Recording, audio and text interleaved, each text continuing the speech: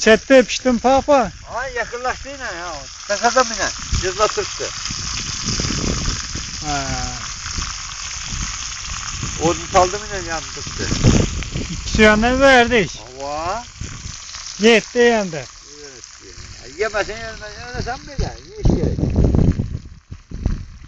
Zemzemden kaldı. Sorry. Ay. Yağ var hadi. Çanakta. Yedim mi ona mesini? Bunda salbar şey azgına. Zemzemden kaldık koy. Bağ bazam zaman bağ. Azmına yağ salbarın.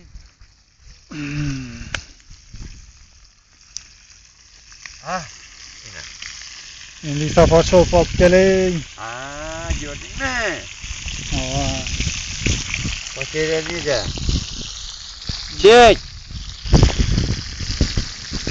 Özün ine. Kana ine. İne oda, ine cızlık. Tavanda balık. Vah. İne. Ha? Anahtarı ver. İne. Söyyan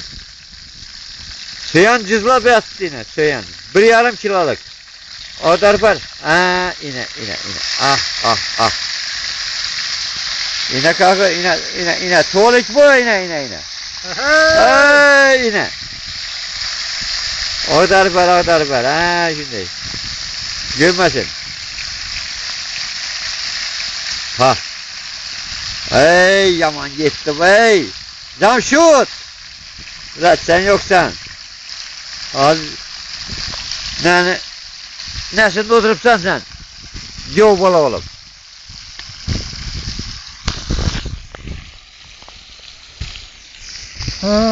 Şamalayan bağ. Hey peki yok. Akşama peki olmadı. Bak onu ha.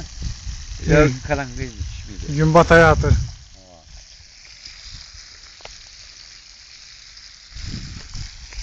Hey, yine uspelikli görün. Kasada.